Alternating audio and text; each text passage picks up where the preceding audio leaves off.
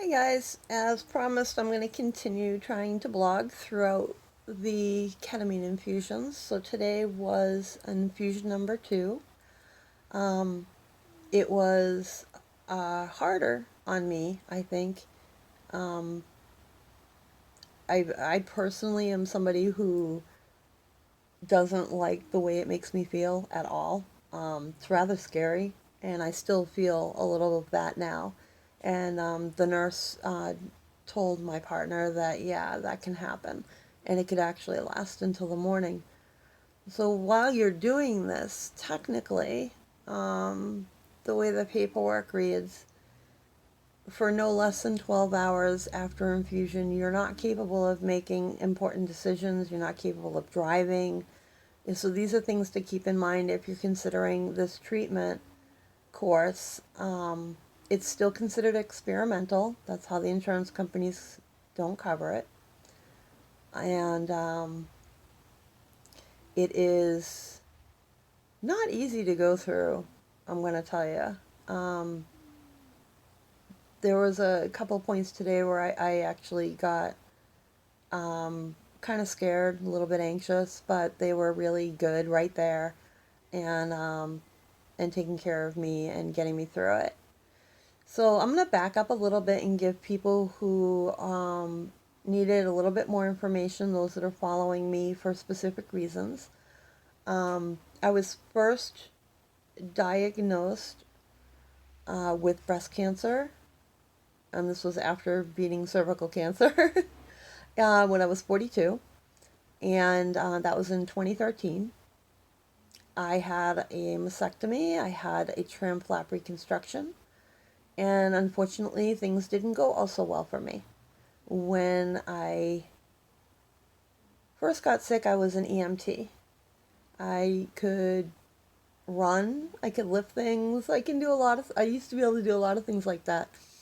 And now not so much. Now it's kind of slow moving for me here.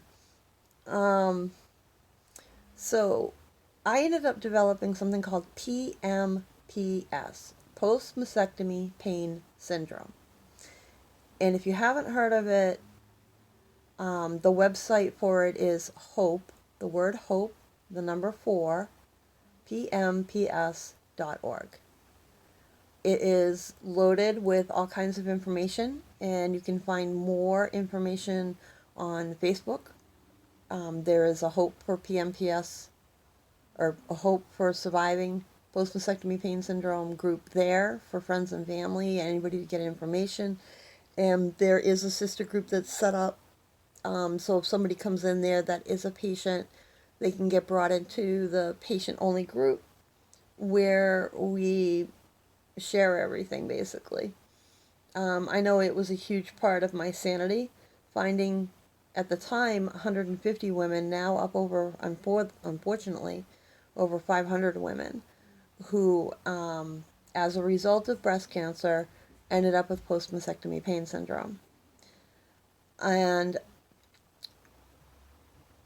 that ended up costing me 2 more surgeries, more mesh, a neurectomy, and all kinds of horrific injections, blocks, radiofrequency ablations, lesioning, medications.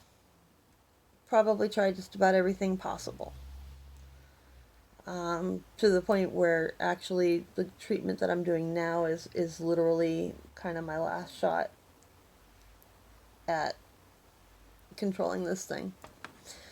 What's bad is that I've now developed CRPS, or what's also known as RSD, which is reflex sympathetic dystrophy, or complex regional pain syndrome. It is a chronic neuroinflammatory disorder, and other things that are wrong with me, it's classified as a rare disorder by the United States FDA.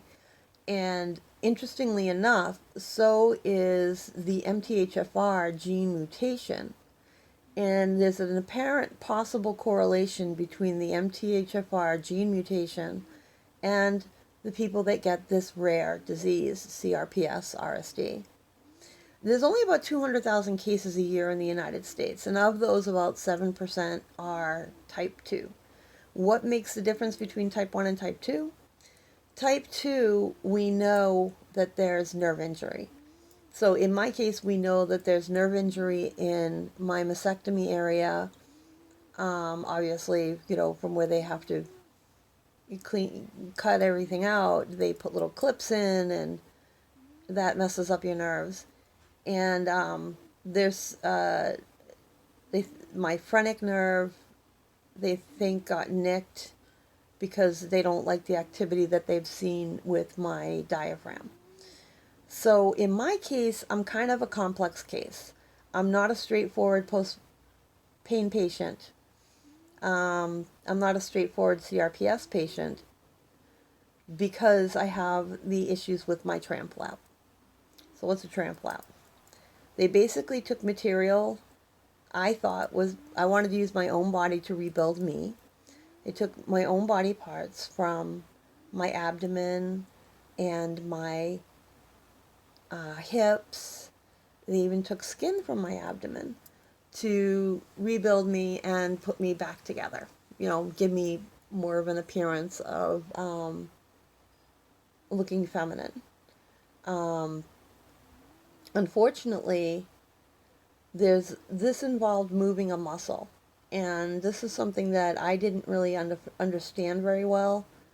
But when you're in the midst of cancer of any kind, you kind of go on survival mode, and you're getting hit with all this information.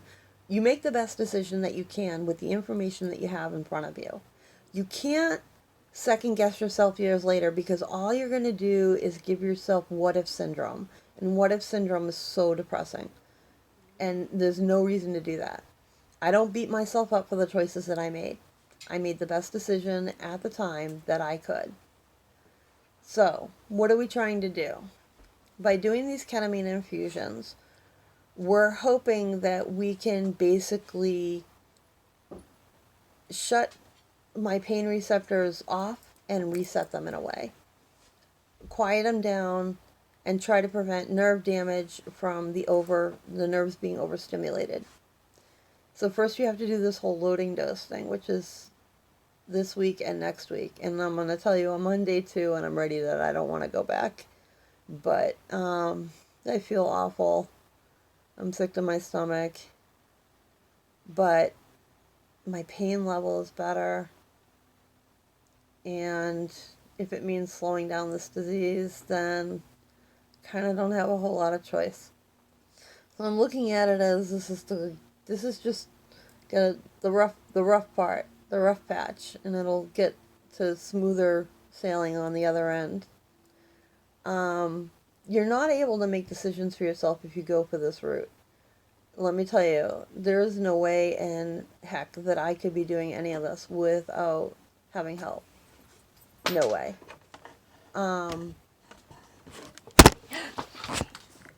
Whoops, dropped the camera. So where am I getting some of my information from? Obviously from the Food and Drug Administration and the National Institutes of Health. And the National Institutes of Health is a great resource. Also, you can find a lot of good stuff on university sites, things like the Thomas Jefferson University. They've done a lot. Of course, going to any departments of anesthesiology, you're going to find a lot more information on using these types of medications, because these are usually in the pool of anesthesiologists, and they use them for sedating patients for procedures and such. But in this case, they're using it to semi-sedate in order to kind of get things to go reset, and hopefully to get some of the inflammations down, and that will make things less painful in the long run. Statistically, looking at a study that came out of the Thomas Jefferson University, and this one's not that old. It was just published this year, and it was based on cases from the 1950s to 2017 in different ways that ketamine was used. And they found nearly a 70% success rate. And what they consider success is having a 30% or higher decrease in pain. Because if you're in less pain, you're able to do more things. Right now, my goal is to wash my own hair. Start small, build, trust me. It's now almost 5 o'clock at night. We did the infusions at 8 o'clock this morning. It takes about 2.5 hours. And for whatever reason, I get scared and I get anxious. I don't fall asleep or enjoy the feeling at all. So, in my case, it's good to have somebody else with you to help calm you down and to help ground you and let you know you're safe. And of course, it's always, you don't want to go through this without having quality staff. I wouldn't do this if I didn't have high quality staff. And I can say that, and shout out to my providers at Seacoast Pain and Spine Institute of New England here in New Hampshire.